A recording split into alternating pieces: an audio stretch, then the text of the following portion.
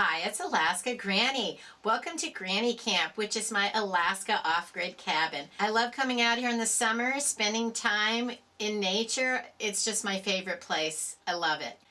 Today I wanted to share with you 8 tips to start prepping. Whether you're brand new to prepping or you want to take an update or an inventory, you can evaluate then how you're doing.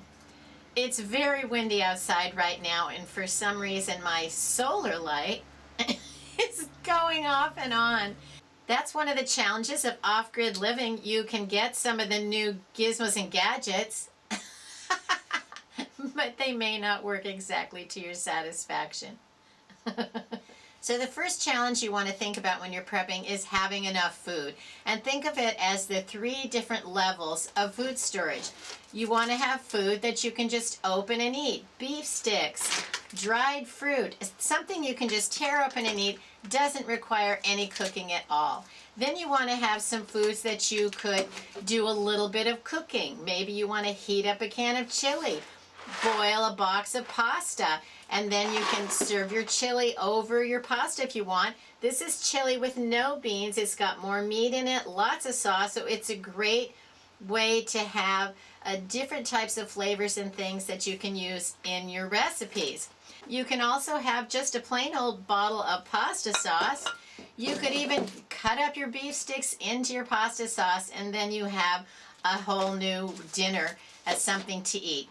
Every meal you make isn't going to be the best possible, the best you ever had, but it's going to keep you fed. Try to have several weeks worth of food. Start with several days worth of tear open and eat. If you couldn't do any cooking, then you could still have something to eat. Have several weeks worth of food that require almost no cooking, that you could grab things out of your pantry and put a meal together. And then have some of the longest lasting foods, the dried beans, rice, oatmeal, pasta, things like that. Foods that you store away that could last for decades. You can store your longest lasting foods into jars, put on clean lids, seal them airtight. You could use a food saver to seal them up. There's all kinds of ways to store foods to last the longest, but these are what I do out here at Granny Camp.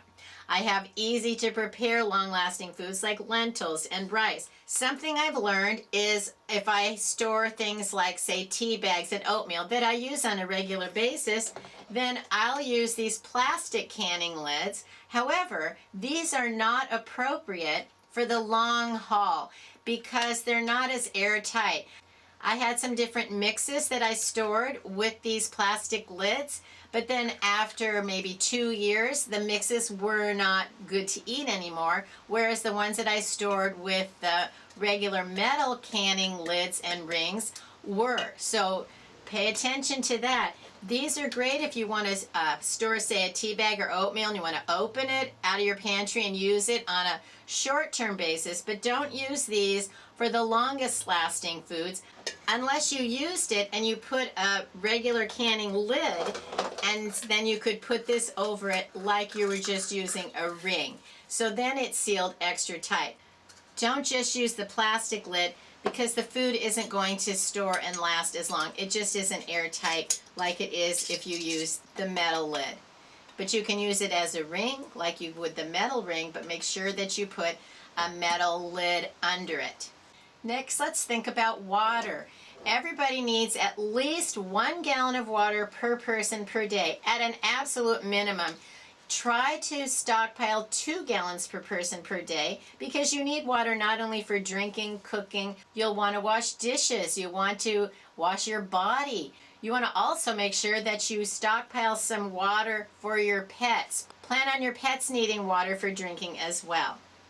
Then you can only store so much water, and after you've stored the water that you can, think about how you're going to purify other water, because you can't store enough water to last for, say, a month. It's nearly impossible to store huge amounts of water, so you need a way to filter water. Whether you get like a Life Straw water bottle or you have some sort of water filter that carries more water, find things that work for you, the size of family you have. Even have a bottle of bleach with an eyedropper so that you can drop bleach into water and purify it. You can also have water purification tablets. There are all kinds of products that you can add to water to purify it.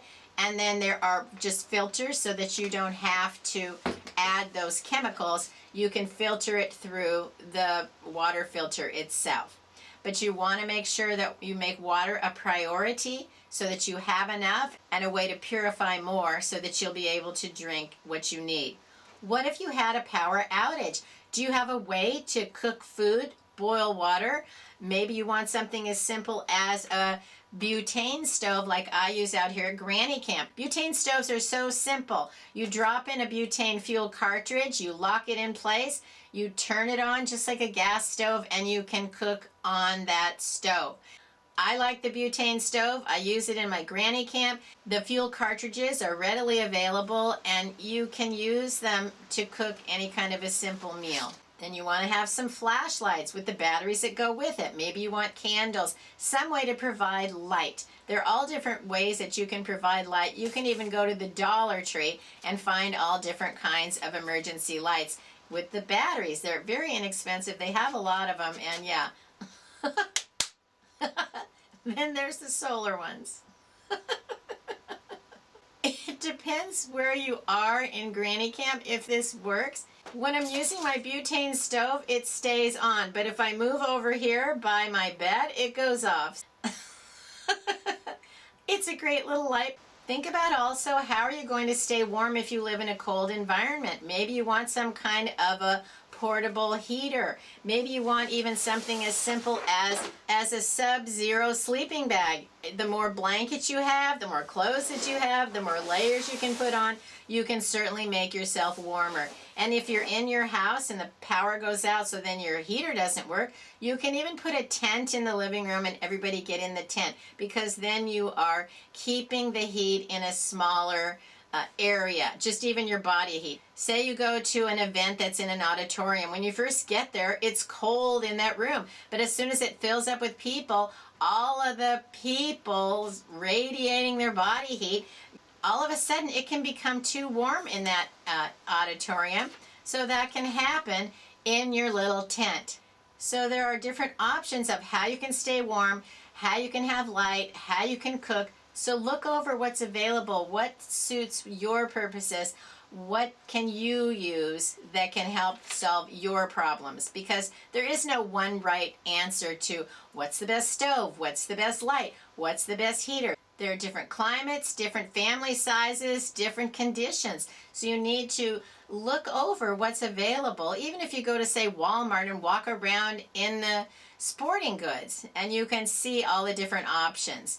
And then you can try to determine what best suits your needs. Just like if you're house hunting, the house that's going to suit your family is going to be specific to your needs. And your prepping supplies are kind of the same thing.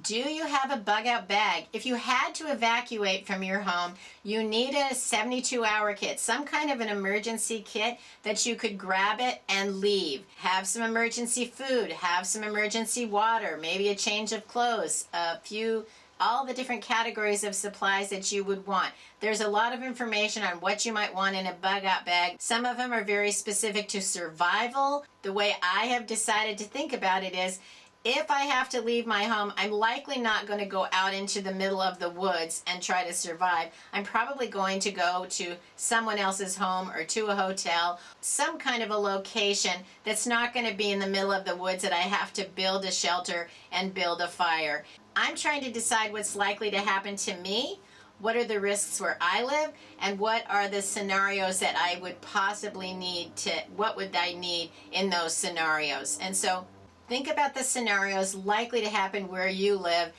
and what your circumstances are, and those are the types of emergency supplies. Look over the list of what are suggestions to put in your bug out bag, and then determine what is going to be worthwhile for you.